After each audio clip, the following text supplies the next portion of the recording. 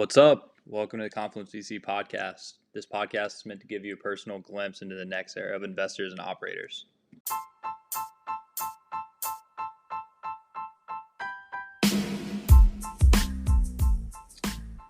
This week we got on Kirby Porter with New Game Labs. Kirby started her career in venture, been friends with her a while. She's awesome, and she recently switched over to the operating side to launch New Game Labs to help athletes learn, connect, and create in web3.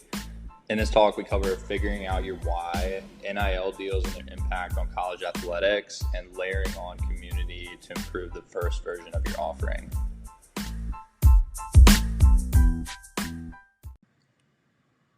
All right, before getting started, have you ever had a deal you want to invest in but have no idea where to start? If so, you should check out Valbin. Valbin helps different investors, whether you're an angel, individual, fund, investment manager, you name it, run their process smoothly. They handle all the back end for special purpose vehicles or SPVs. So it's one less thing you have to worry about, and you can get deals done quickly into the companies you want to invest in. So far, they've already raised or helped 400 plus different funds or syndicates. They've had 5,000 plus investors participate, and they've helped facilitate over 700 million in transactions. If this is interesting to you, you should check them out. Their website is valbin.io. Great people to work with. Highly recommend them. With all that said, let's get into the episode. Everyone, welcome to the Confluence podcast. Today we have an old friend who's doing new things, Kirby Porter. She's done everything from working at large Fortune 100 companies to working in venture to now launching her own things. I'll let her speak on her own background. Very impressive African-American leader who's inspiring a lot of folks. So Kirby, maybe tell us for 2 minutes your background, then we'll dive into some of the things you're doing. Absolutely. Thank you for having me, guys. Confluence was a huge resource when I joined the VC world and was completely new to it. So it's dope to see how it's grown over time. So my background is as a hooper. I always kind of start with that because I feel like my journey as an athlete has been a lot of the inspiration for the things that I've created since. I played basketball at Harvard and started my career in marketing at PepsiCo. So I was in New York for 2 years in our brand marketing department, spent time on the Mountain Dew brand team, also worked in our sports marketing team, and got to lead our NBA partnership, which was a great full circle moment for me as a basketball player. And then after 2 years, I joined the world of venture capital, as mentioned. I joined Will Ventures, was the first marketer to the team, and really enjoyed being able to work alongside the team and think about how marketing applied within the space of startups and innovation and technology, and really helping grow the marketing as we were launching our first fund, which was $50 million, focused on the intersection of sports and media and technology and health and wellness. And then most recently, I launched New Game Labs, which is a company focused on helping athletes learn, connect, and create in Web3 through building brands that really enable that. And I would say this evolution to where I am today is also a combination of that career journey I just mentioned, but really my evolution as a creator over those 3 years since graduating. When I first graduated, I found that initial passion for athlete empowerment when Uninterrupted and Boardroom were taking off, and started a podcast called Court to Corporate, which was all about highlighting athletes in business. And then when I got into startups and venture capital, kind of saw how that original message intersected with technology and innovation. So it became more about helping athletes understand what technology means for their brands. And I think learning about Web3 was kind of that click for me of understanding how this technology that for me and how I view it is centered around creator empowerment and ownership is a direct map onto athlete empowerment and ownership, especially for this next generation with NIL rule changes happening and there being a whole new world of opportunity in sports. Sounds good. That's really dope. Your podcast is blowing up. My cousin Bryce Barnes was hyping it up. Oh my God. That is so funny. I didn't know Bryce was your cousin. This world is too small. Maybe too small. First question before we get into anything else. Do you think you can beat me in playing basketball? Not anymore. I let that one go. You're not a hooper. You're not a real hooper. A real hooper would never admit defeat. Nah, I accept that I'm washed up. I'll get my shots up from time to time, but my days of playing one-on-one are over. Feel that. Yeah. Well, how about you tell us a little bit about New Games Lab? What's the elevator pitch? Yeah, the elevator pitch, I can probably do it quicker than 60 seconds. The goal is to build brands that empower athletes in Web3. And I really think the core of it is helping athletes understand how technology is going to further their brands moving forward and position them for success with the right education, content, and community. And so that kind of leads to the first project for New Game Labs that I can dive into later, which is called Players, where essentially I view it as creating a suite of resources and tools that can help athletes understand one, what the creator economy is, where it's going, and then how they can position themselves to participate in it. I think a lot of the focus with NIL, and maybe a lot of the listeners that follow Confluence aren't within the world of sports and are just now hearing about NIL. With NIL, a lot of the focus early on has been on helping athletes maximize their influence through partnerships and endorsement deals and social media posts and brand sponsorships. And as someone that had been studying the creator economy and was a creator myself, I was like, this feels so disjointed from where the world is going and how we live in this era now where creators outside of sports have already noticed the inbounds of power and being reliant on brand deals and have taken their power back and evolved us to this new model where creators are digital entrepreneurs themselves. And so with Players, the goal is really to help athletes see their potential in a new light and start, building their own ish. That's dope. Yeah, it's actually pretty similar to how we were thinking about Confluence at first. I would love to, if you can share, at some point you talk about like how it works. Like if our athlete friends are looking to do business with you, is it like you can come in and be a consultant with them, you'll partner and co-found endeavors with them? Like I see you have a really dope, I see you made a smart move and went with Twitter Spaces versus Clubhouse. Like we built up a huge audience, then got smacked, right? Crush. And also, so you have a really dope resource library. What's the way to get in line with it? Yes. What's the way to tap in? I love that question. Well, one, even speaking to my strategy as a creator, speaking to the experience you had with Clubhouse, I view a lot of this as building myself as a case study, right? Like I've always been a creator since I started my first podcast in 2018, and it's evolved in different ways. I've tried different things. I've monetized myself in different ways. And now I've done all this research and this studying, I know where it's going. And so it's like, in order to teach, you have to do, right? And so a lot of it is showing athletes what that playbook looks like by doing it myself. But the way that I'm kind of sharing as I'm going and like leading the trails is by building that like ecosystem of resources. So from things as lightweight from like the newsletter, right? Which is where I really wanted to start so that I could own my audience and I wouldn't have a Clubhouse situation down the line. But really kind of building that up is this is your one-stop shop to understand where the world is going, right? This is your one-stop shop to future-proof your brand and understand what the creator economy is, what Web3 is, what NFTs are, but not just the what, like why it matters, like why it's going to impact your brand model and how you should be operating as an individual.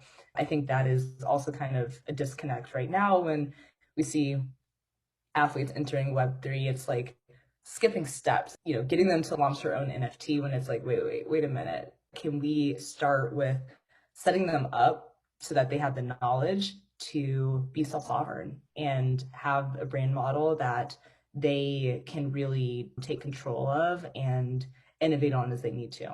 So newsletter, do a lot of things within the community as well, just in terms of posting conversations, collaborating with other brands, sharing the stories of other creators, and doing that through different forms of storytelling. The resource library, as you mentioned, which is kind of a culmination of what I believe are the best resources to guide athletes on the learning journey from understanding what is the creator economy in the first place, what are these new technologies that are coming to fold, but most importantly, how is that creating a new model for someone like myself? And so that's the resource library.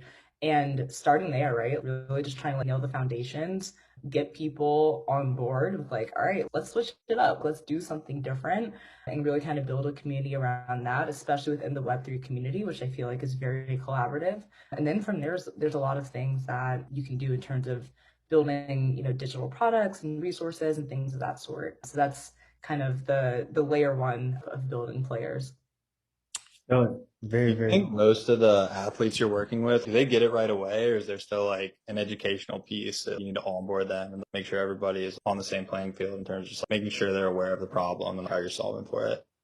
Yes, that's a great question. And I think for me, what I realized is, wait, you have to meet people where they are, right? That's marketing 101, that's being a creator 101. You can have an idea of what you want it to be and like what you want to say, but I think in order to help people make that transformation, you have to meet them where they are today. I did not want that to rhyme on purpose, but it just did. And what I mean by that is I could come out swinging and be talking about like NFTs and social tokens, which I actually did today, and all the technology. But I realized very early on, it's the creator economy is, or what it means to be a creator is somewhat of a new concept within this realm, like within this niche realm of sports. And I know that probably sounds crazy because I feel like we talk so much about it within this bubble of VC and startups. But when you talk to athletes, like the first question I get is, what does it mean to be a creator? What are the 3 ways, Kirby, that I can be a creator? And I feel like when I realized that the first thing that needs to happen is an update of the model that we're educating athletes to operate on, that's when I was like, okay, I think it's more so bringing them along this journey versus just talking about the technology. Yeah, that totally makes sense. What are, just out of curiosity, what are you using for tooling in order to put together the resource library, together the newsletter, like a nerd for tools? What other people are using? Yes. Well, anyone that's listening to this, Clay is a great resource because literally our conversation helped a lot because I was just looking at the growth of Confluence. I was like, oh wait, this is such a great example of how to organically grow something that's community driven. But I did start with Substack for my newsletter because I've just been using Substack. I was like, don't try to get too cute with it. Just do what you're used to right now and you can upgrade later down the line. So using Substack, I'm a geek for Notion. I be creating all these different tables in Notion all the time. And I think that was like a great starting point for the resource library. Like part of me wanted to, again, make it super complex and create a custom app and all these things because there are some creator tools that help you do that, like Mighty Networks, for example. But I'll just start, like just get it out, create the resource, and people have been loving it. And my podcast tools is I have my Blue Yeti mic and I use Riverside, which I think is a great podcasting tool. Highly recommend. And then also for anyone that wants to convert their podcast to blogs, I recommend Descript. That has been a dope tool. You just drop that audio file in, spins it out in seconds. You can also see the text along with the recording, which I think is key for anyone that's been through that process. So that's kind of my starter pack kit. Damn, we're using a lot of the same things. It's a mirror. It's the exact mirror. Yeah, we plugged the script to so many other guests in the past. Yeah, you got to check this out. This is crazy value. We should, at this point, we should just do a round for them. Like we should do a seminar. Kirby, you should do it with us, and we should go get athletes to invest in it as well. Let's get it. Yeah. Really, like I posted a story the other day. I was like, Descript is that girl. It's just so clutch. So clutch. So no, I'm here for that. Can we talk about the why and what's being left on the table for athletes? Like how much money are they not capturing? Like how much are they being robbed? Right. So I think the most important thing here is really just bringing marketing 101 to the fold and thinking about customer segmentation, because I think we love to talk about athletes as a blanket statement. Athletes are this, and there's one type of athlete that's going to build their brand in this new world.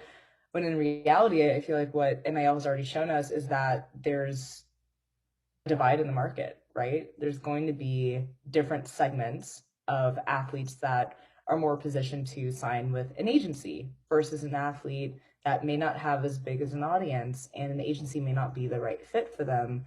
Even within that, I think there is going to be a difference in how athletes build their brands.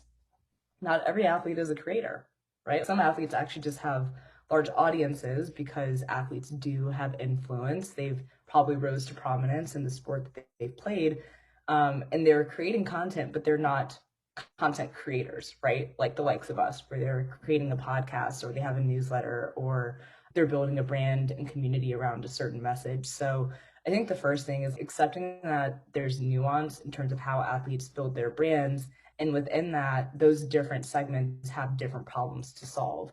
I think what is most important to me and what I'm thinking about is this tail end of athletes, right? That they see the ones that are signing with the agencies, they see the blueprints that have come before us, like the Stephs and the LeBrons and the KDs of the world, that have succeeded at creating aligned endorsement deals and partnerships where they're able to get equity and they're signing lifetime deals and things of that sort. But understanding that what works for the big dogs isn't going to work. Well, it might work for you, but it's not your best path forward, in my personal opinion.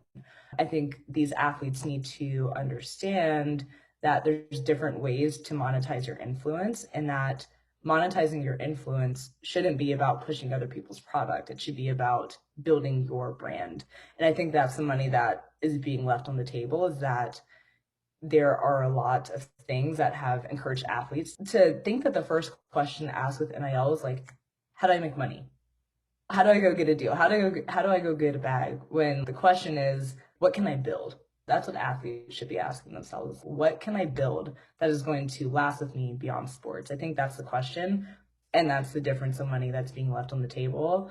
If I had that article in front of me, I'm just thinking about the Independent Creator Manifesto that came out at the end of last year. It was like the largest market study of creators conducted. And what was so interesting was like they literally showed the numbers. They were like, this is the audience size that you need to reach on TikTok to make, I don't know, $100,000. And then this is how many paid subscribers you need to make that same amount of money, and just the discrepancy of that, right? And how the first model is this old line of thinking where it's about hitting the social media jackpot, getting endorsement deals, and like running that train back again and again.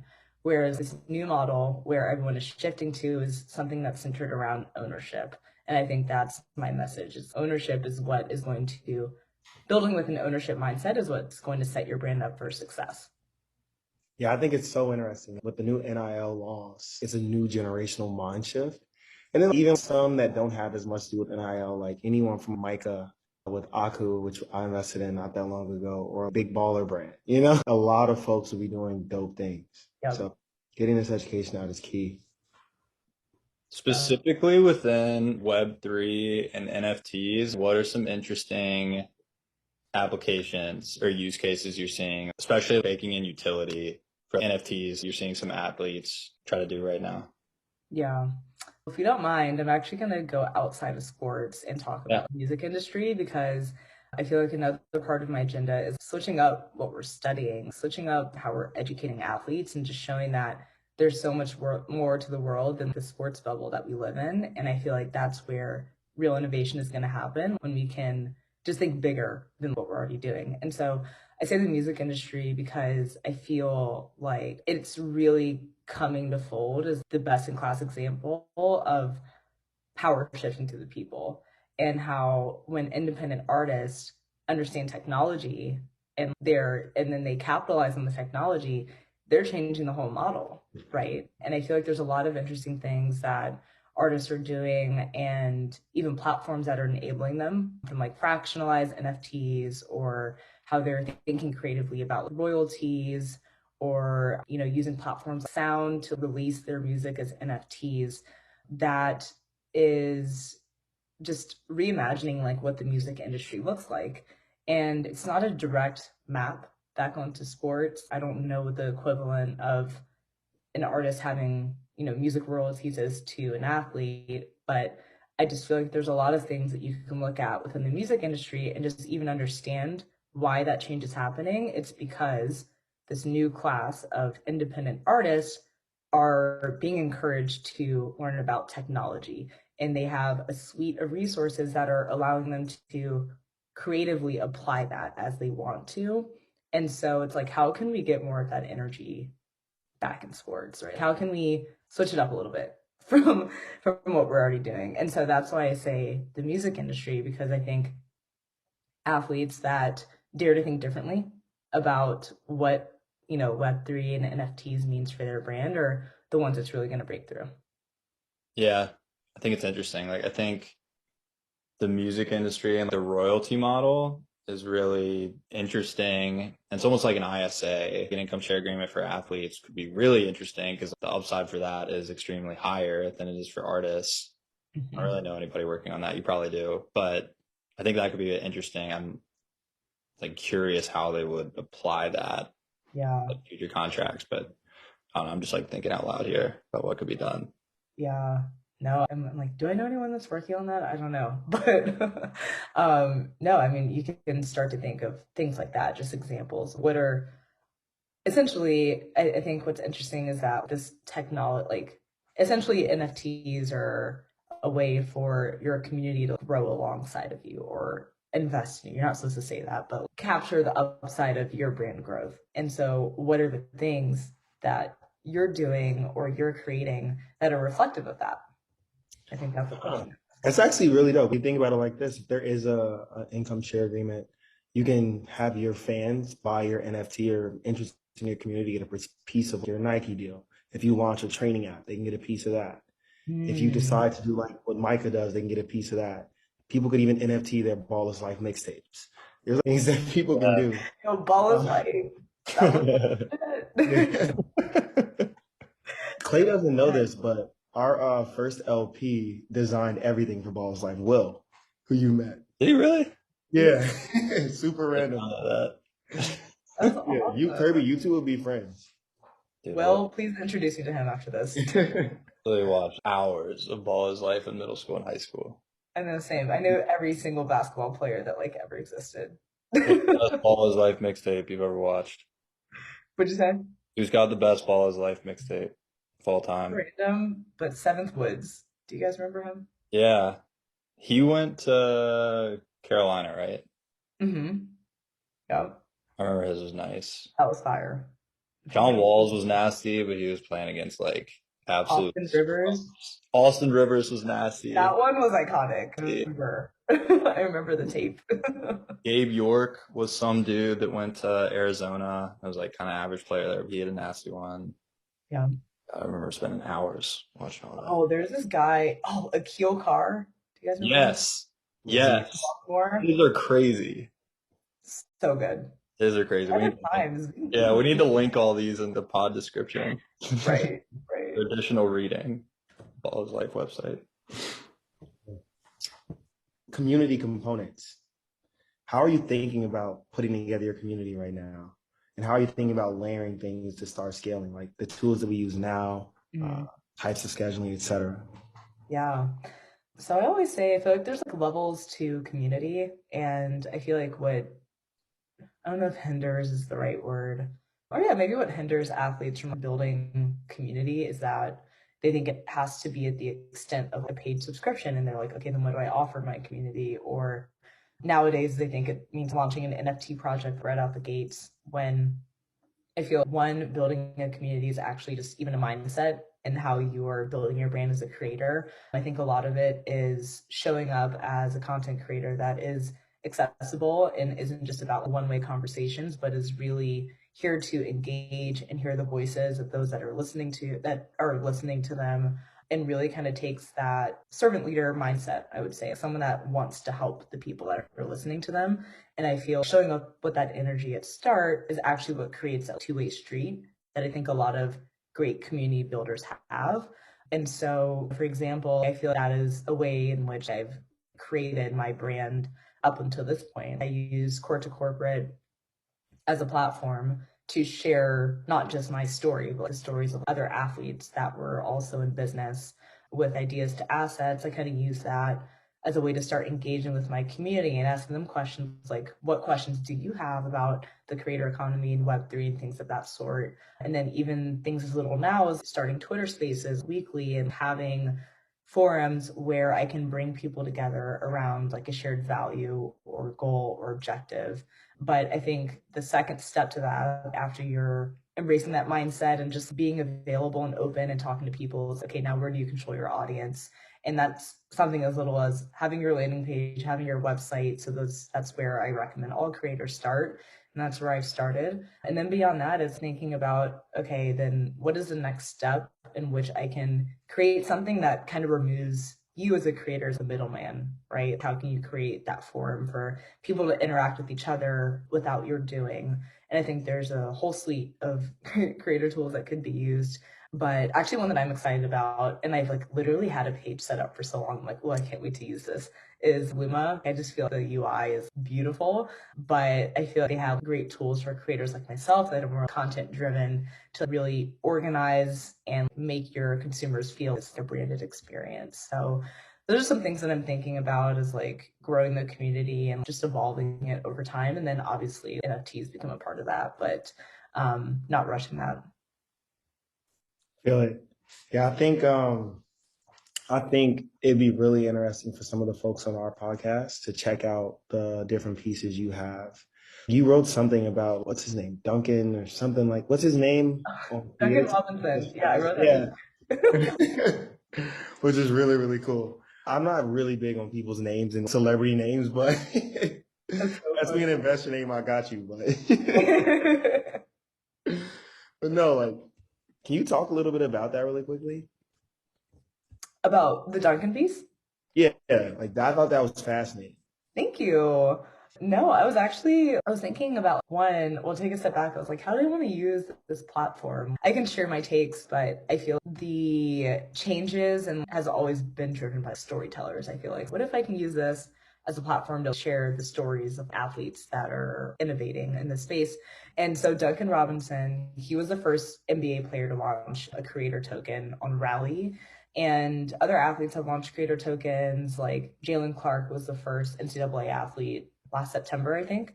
And he also launched on Rally. But yeah, so with Duncan Robinson, first NBA player, and I thought what was really interesting about him was like how he has built his brand up until this point that has set him up for success for Web3. And I feel when we talk about it that way, it helps more athletes see why this technology is accessible to them, right? Because I feel if you just talk about the creator token or you just talk about Rally or another tool or what an NFT is, people, I get it. Like we hear about these things every day, but it's how can you share this information in a way that relates back to the reader? And so this piece was essentially, he was the first NBA player. Let's break it down. What is a creator token? What are some ways to think about it? Assessing like how Duncan will use Devo, which is the name of his coin, and how he's going to start engaging the community. But in the last piece of it, I share what do I think. All that said, what's important here? And essentially the point was that the headlines are that he's the first NBA player to have a token. But what I think is really important is how he's built his brand and why we should all take notes. And essentially the point is that he has taken those steps to turn his audience into a community. So he started a podcast called The Long Shot, which is all about his journey as an underdog player to the NBA. He played D3 basketball, made it to Michigan. Now he's on the Miami Heat as an emerging star. And he started a podcast called The Long Shot. And he started to realize that a lot of his community, like, or his audience at the time, resonated with that message. And he built on that. He acknowledged the insight, acted on it, started creating forums for people to gather on the message, interact with each other.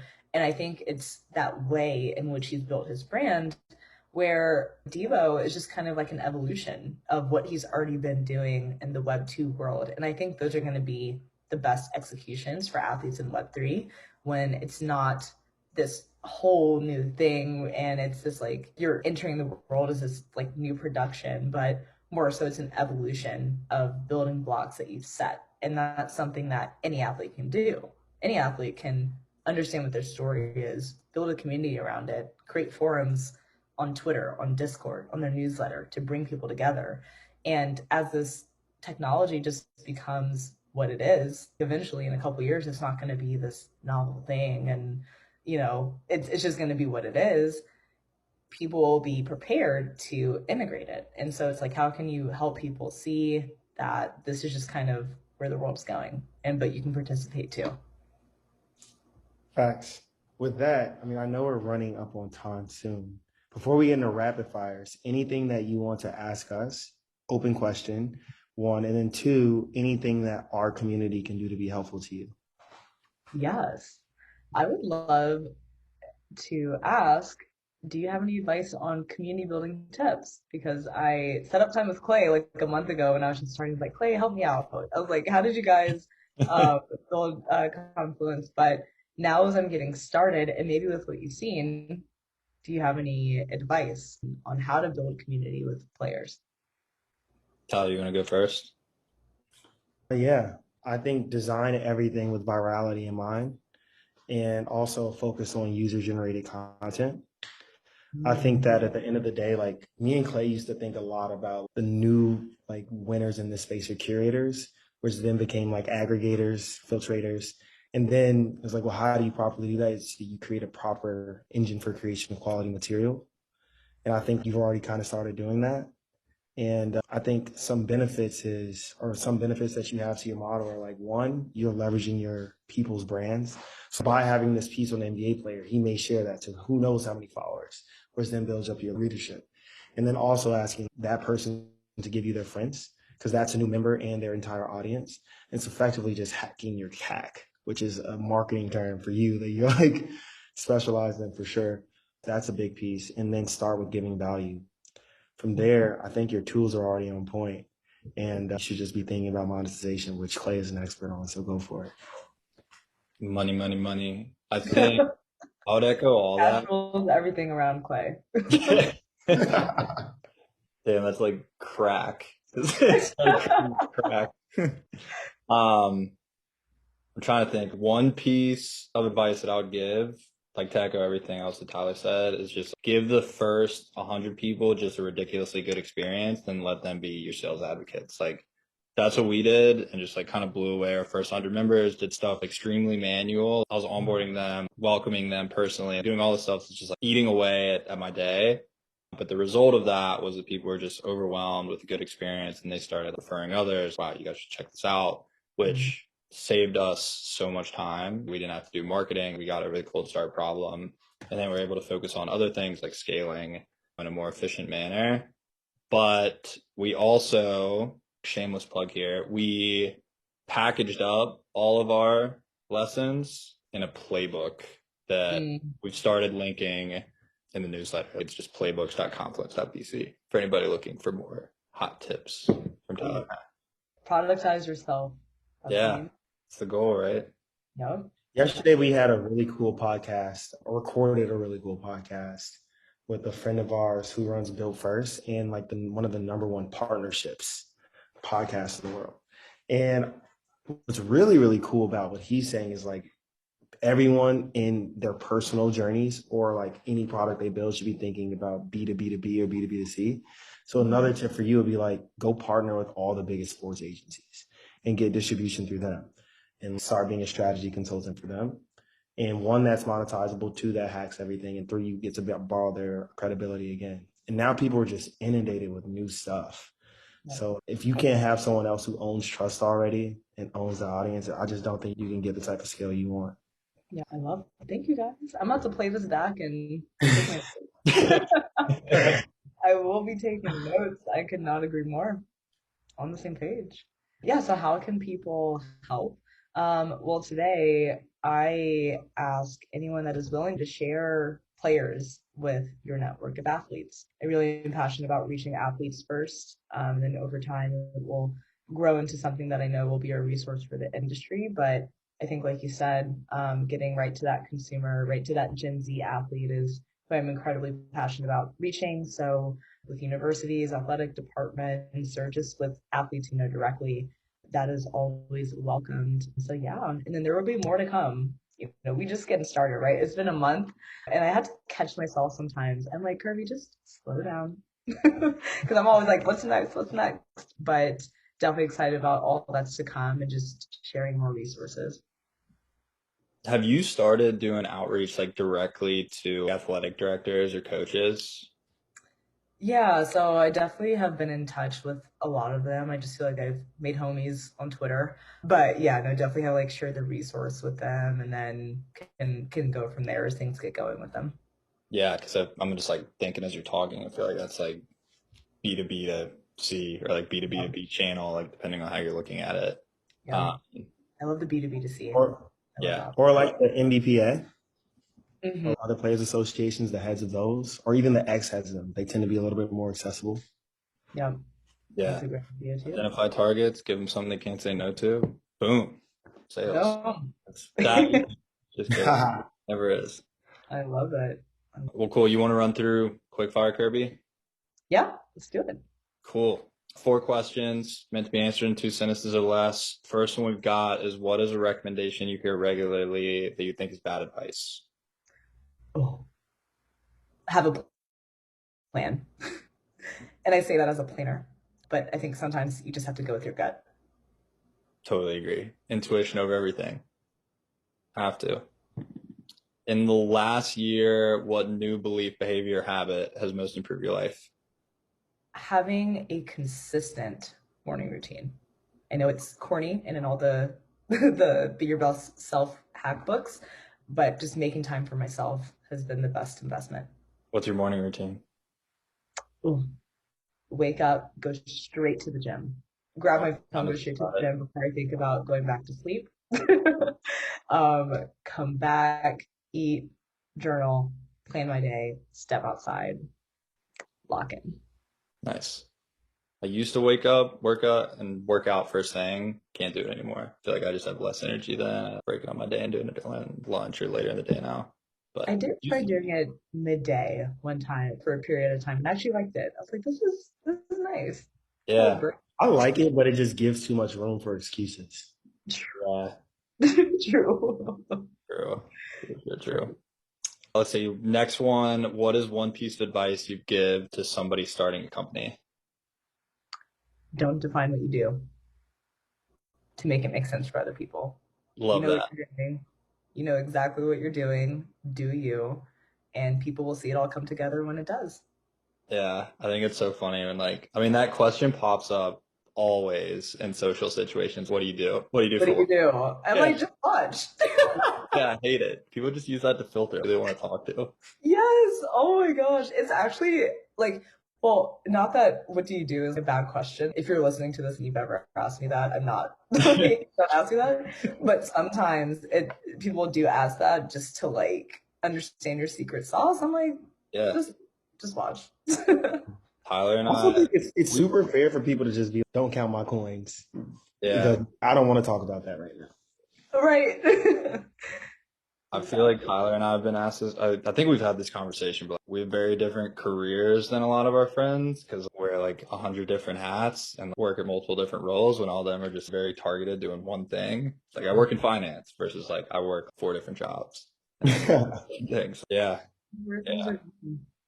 I think when you get that question, I just start asking it or answer it as ridiculous as possible. Just throw them off. I've always said build people and invest in stuff. Like real simple. Yeah.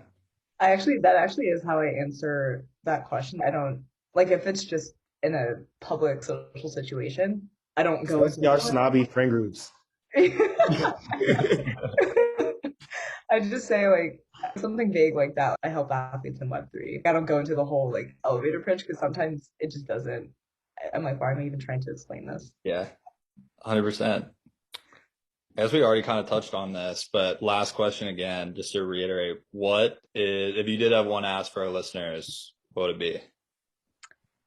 Share players with your Gen Z athletes. I'll be specific because I'm a marketer. I think this is a helpful resource for the next generation. So anything for that, I welcome it. And please reach out if you have some ideas on how to grow it. Love it. Clay always forgets this, but who do you want to see on the podcast? This is for us by us. So if you have a recommendation or an introduction for another person. Yeah. I want to see Tona from Harlem Capital. Is that your homie? That's my girl.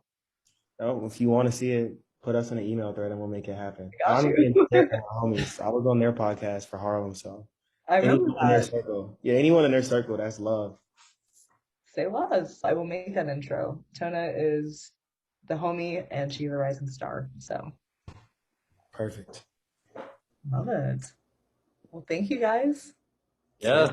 This is sweet. Appreciate you coming on. And yeah, let us know if there's anything else we can do to be helpful, whether it's like talking through community strategy, help with intros, anything else that we can do. You're a resource. Yeah, no, thank you. Yeah, definitely we'll be reaching out on the community stuff as like that's getting going. Yeah. Like that'd We're be thinking through Miami apartments. yeah. Or scrapping Miami completely. Yeah. Get literally US. Going to a different country. I'm not in a different country yet. Maybe like check in with me in 2 years and maybe I'll change my mind. Don't get a permanent spot in Miami. Get a 3 to 6 month lease, feel it out, and then get a taste. Okay. I'm open to that. I appreciate it. Right. Well, thank you guys. It was good to see you both. But yeah, let me know if you need anything for this, like headshots or anything.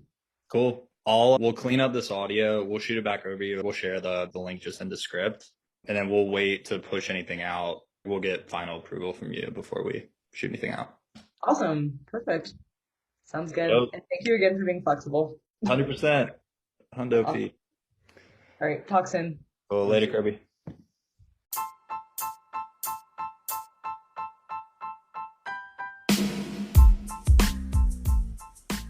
Shout out Kirby. Thanks again for coming on. Hope that each of you are able to pick up something valuable from this talk. If you're looking to get in touch with Kirby, we've linked her social info in the description below. And to find out more about New Game Labs, you can just search their website, which is also included in that description. For next steps, if each of you have not submitted your info to become a member yet, you can do that through our website at www.Confluence.VC. And also, if you want to become a subscriber to the newsletter, we offer a ton of free resources in there each and every week meant to help you become better at your individual roles. You can subscribe there at www.confluence.substack.com. Hope that helps. Hope to hear from y'all soon.